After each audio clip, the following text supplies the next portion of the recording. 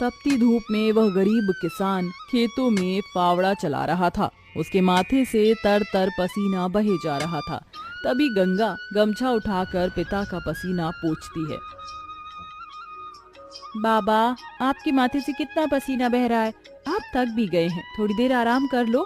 फावड़ा मुझे दो। गंगा को खेत में फावड़ा चलाते देख सेवक राम की आंख भर आती है। मेरी गरीब बेटी के जिन हाथों में मेहंदी लगनी थी, उन्हीं नाजुक हाथों से मेरी गंगा सख्त फावड़ा चला रही है। तू एक गरीब की बेटी को ही ऐसा भाग्य देकर क्यों भेजता है भगवान?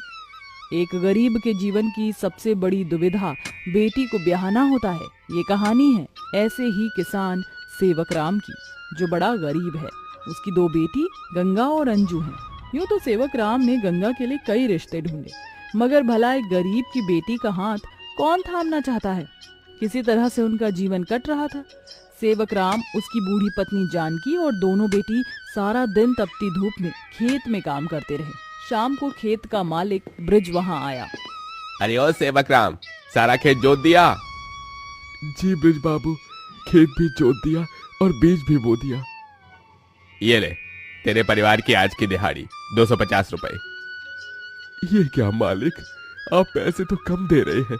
पहले मेरी अकेले की दिहाड़ी आप मुझे 200 रुपए देते थे, फिर घटाकर 100 रुपए कर दिया और फिर सीधे 70 रुपए कर दिया, और उसमें भी पूरे पैसे नहीं दे रहे हैं। मैं, मेरी दोनों बेटी और पत्नी को मिलाकर हम कुल 4 जन आज खेत में दिन भर जर मर कर खटे हैं। अरे 30 रुपए ही तो कम है, उसमें क्या तू खरीद लेगा? है एक एक रुपया भी मेहनत से कमाना पड़ता है मालिक।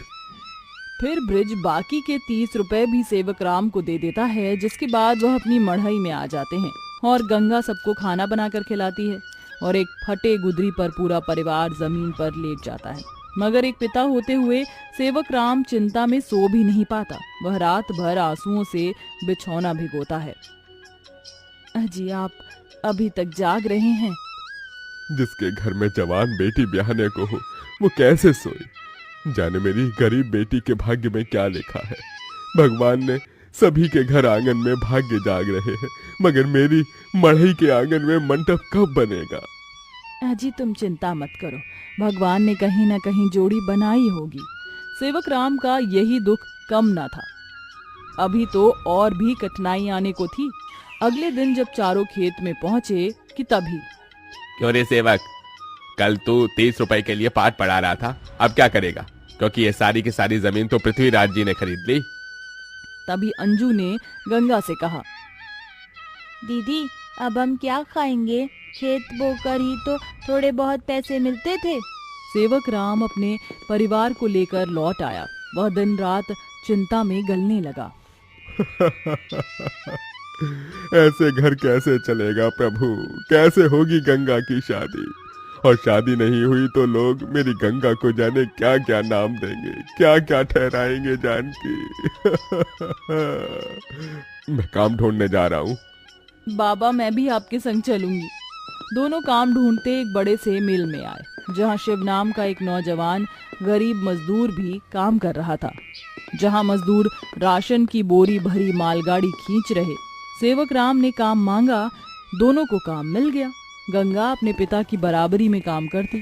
तपती धूप से अक्सर उसके पांव और हाथ में मालगाड़ी खींचने से छाले से पड़ जाते, तो वहीं घर आकर वह अपनी माँ का हाथ बटाती। आप ही अपनी चक्की पीसती, कड़ी धूप में सड़कों से गोबर बीन कर लाती, उपले बनाती। एक दिन मालगाड़ी खींचते वक्त शिव उसकी मदद करता है। काका, क्या मैं आप दोनों के साथ खाना खा सकता हूँ? बड़ी भूख लगी है और मैं खाना भी नहीं लाया। हाँ बेटा, आओ ना। ये कहते हुए गरीब गंगा अपने प्याज और रोटी में से उसे भी देती है और हिचक से भरकर कहती है, माफ कीजिएगा, आपको खिलाने के लिए हमारे पास कोई पूरी पकवान तो नहीं है, जो है यही खा लीजिए।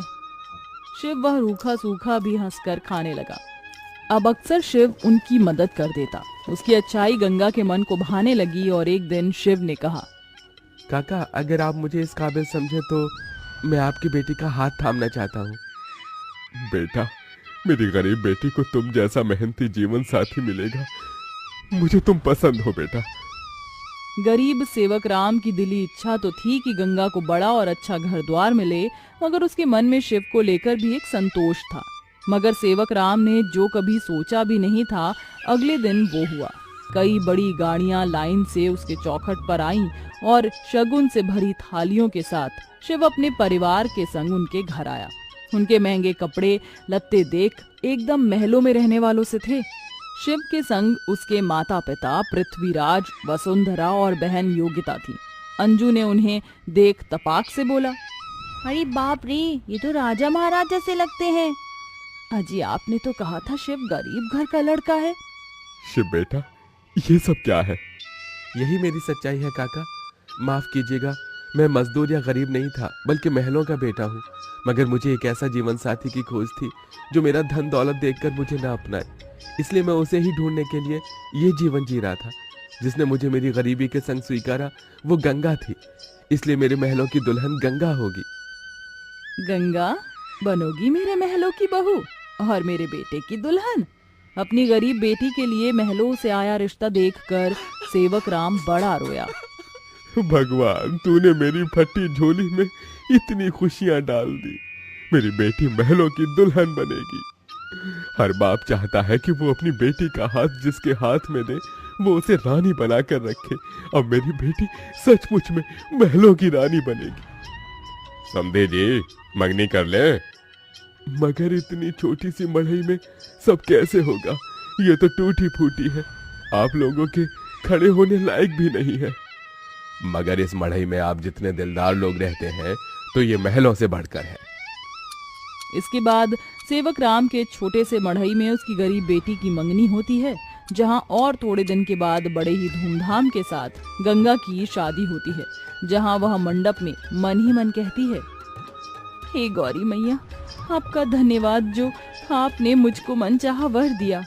इसके बाद गंगा विदा होकर अपने महलों के ससुराल में आ जाती है, जो दुल्हन के जैसा सजा हुआ होता है, जहां कई नौकर चाकर शाही अंदाज में उसके स्वागत में खड़े थे। तभी महंगे से लहंगे में ननद योगिता ने कहा, आइए भाभी, आपके महलों के ससुराल में आपका स्वागत है। जैसे ही योगिता गाड़ी से उतरती है, तभी नौकर चाकर थाली में फूल लिए खड़े उसके स्वागत में फूल बिछाए जाते हैं। जहां कल तक उसके पांव को कांटों की चुभन मिली थी, आज वह महल की दुल्हन बनकर फूलों में बदल चुके थे।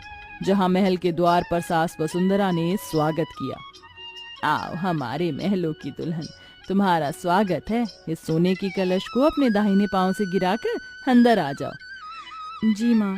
गंगा ने कलश गिराकर स्वागत किया। तभी ससुराल वालों ने उसे अनेकों तोहफे दिए। गंगा बहू, ये हार पिछले कई पुश्तों से हमारे महल में चला आ रहा है, अब तुम इसकी हकदार हो। भाभी, ये तोहफा मेरी तरफ से और ये तोहफा मेरी ओर से बहू। गीता दे रही हूँ, मैं जानती हूँ तुम इस महल का मान बढ़ाओगी। गंगा ने गीता को माथे से लगाया और फिर सास ससुर का आशीर्वाद लिया। माँ जी, बाबूजी, मुझे आशीर्वाद दीजिए ताकि मैं इस महल का मान निभा सकूं। सदा सुहागन रहो, जुग जुग जीती रहो। फिर गंगा विदाई में दिए अपनी गठरी को संग लिए शिव के साथ कमरे में आ गई, जहां आलीशान बड़ा कमरा, ऐशो मखमल का बिछौना और सब कुछ था, जिसे उस गरीब दुल्हन की आंखें देखती रह गईं। कैसा लग रहा है महलों के ससुराल में आकर? खुशी से गंगा की आंखें भर आई। उसने कहा, यकीन नहीं होता, भगवान ने एक बार में ही इतनी खुशी दे दी। शिव, सब एक सपने जैसा लग रहा है। अब यही तुम्हारी दुनिया है। उस रोज जमीन पर सोने वाली गंगा मखमल के बिछौने पर सोई। अगले दिन वह नहा धोकर नीचे आई, जहां खाने की शाही मेज लगी थी और इर्द गिर्द नौकर खड़े थे। बहू बैठो, खाना खाओ। तभी नौकर ने गंगा को खाना परोसा। एक निवाला खाते ही गंगा को अपनी संघर्ष भरी जिंदगी और याद आ गई। उसकी आंखों से आंसू छलक गए। क्या हुआ गंगा बहू, खाना अच्छा नहीं बना? नहीं माँ जी, बहुत अच्छा बना है, बस ये सब खाने के तो एक गरीब की ख्वाहिश होती है।